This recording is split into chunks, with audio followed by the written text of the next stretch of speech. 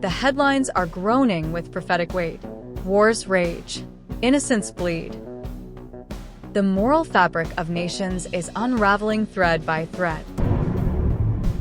Yet beyond the geopolitical noise lies a spiritual frequency, an echo resounding from Revelation's ancient scrolls. Could we be living in the opening tremors of the tribulation? Jesus warned of birth pains, famine, pestilence, deception, and global unrest.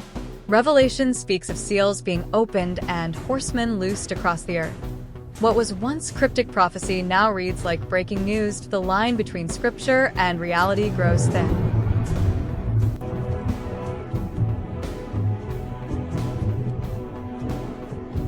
This message isn't about predicting a date. It's about discerning a rhythm. Tribulation isn't simply a calendar event.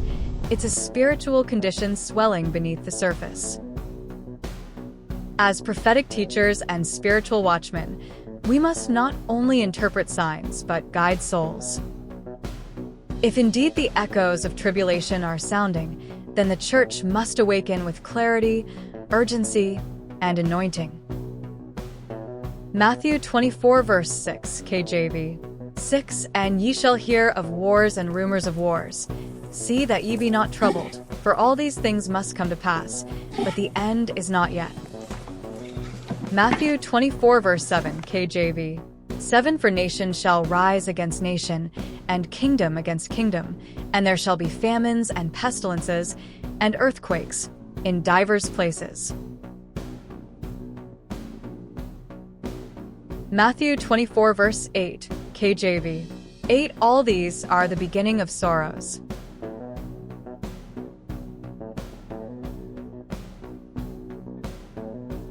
Lawlessness. The rise in deception, rebellion, and moral confusion aligns with 2 Thessalonians 2 verses 3-7, which describes a falling away and the mystery of lawlessness already at work. Technological control and surveillance. AI surveillance, digital ID systems, and centralized data raise eyebrows with Revelation 13's Mark of the Beast systems. These aren't definitive proofs, but for many, the patterns suggest we're at least seeing a foreshadowing. Daniel 9 verse 27 speaks of a covenant being confirmed and then broken midway, a key trigger for tribulation. The horsemen of Revelation 6, you're already unpacking these in your work. War, famine, pestilence. Are these already galloping? But this isn't just warfare. It's a spiritual groan from altars defiled by lawlessness.